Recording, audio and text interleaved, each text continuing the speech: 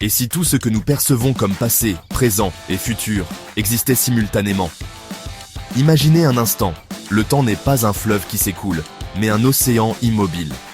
Chaque instant, chaque souvenir, chaque possibilité, figé dans un présent éternel. Déroutant? C'est pourtant ce que certaines théories physiques suggèrent. Notre perception du temps est si ancrée qu'il est difficile de l'imaginer autrement. Le tic-tac de l'horloge, le cycle du jour et de la nuit, le vieillissement, tout semble confirmer son écoulement incessant.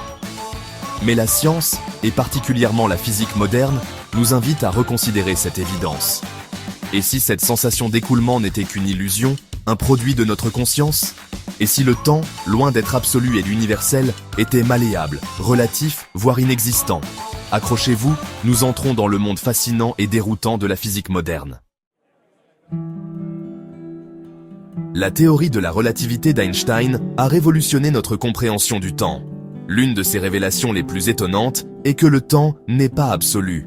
Il est relatif à l'observateur et à sa vitesse. Plus un objet se déplace rapidement, plus le temps ralentit pour lui par rapport à un observateur immobile. Imaginez deux jumeaux, l'un restant sur Terre, l'autre voyageant à une vitesse proche de la lumière. Au retour du voyageur, le jumeau resté sur Terre aura vieilli davantage. Le temps ne s'est pas écoulé de la même manière pour les deux frères. Cette dilatation du temps, vérifiée expérimentalement, bouleverse notre vision du temps comme une entité universelle. Si le temps est relatif, comment pouvons-nous parler d'un maintenant commun à tous? La réponse se trouve peut-être dans le concept du bloc-univers. Le bloc-univers est un modèle cosmologique qui considère l'univers entier, passé, présent et futur, comme un bloc unique et immuable. Dans ce bloc, tous les événements, de la formation des premières étoiles à votre prochain repas, existent simultanément. Imaginez un film déjà tourné. Le début, le milieu et la fin existent déjà sur la pellicule. De même, dans le bloc-univers, tous les moments coexistent.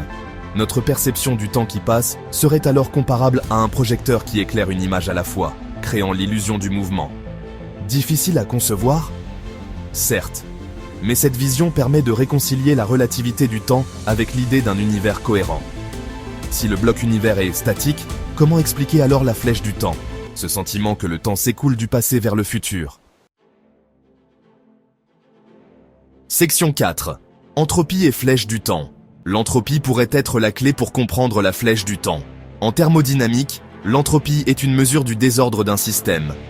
Le second principe de la thermodynamique stipule que l'entropie d'un système isolé ne peut qu'augmenter avec le temps.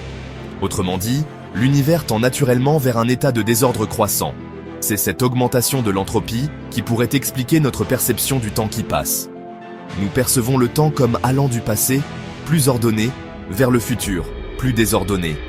Pensez à un verre qui se brise. Il est plus probable que les morceaux se dispersent que de les voir se rassembler spontanément. L'entropie offre donc une explication possible à la flèche du temps, même dans un univers statique comme le bloc-univers. Mais le mystère reste entier. Section 5. Alors, le temps existe-t-il? La physique moderne nous offre des pistes fascinantes pour repenser le temps. Relativité, bloc-univers, entropie. Ces concepts révolutionnaires remettent en question notre perception intuitive du temps. Alors, le temps est-il une illusion? Un concept utile mais trompeur? La vérité est que nous n'avons pas encore de réponse définitive. La nature du temps reste l'un des plus grands mystères de la science moderne. Et si la réponse se trouvait au-delà de la physique, dans les tréfonds de notre conscience? Le débat reste ouvert.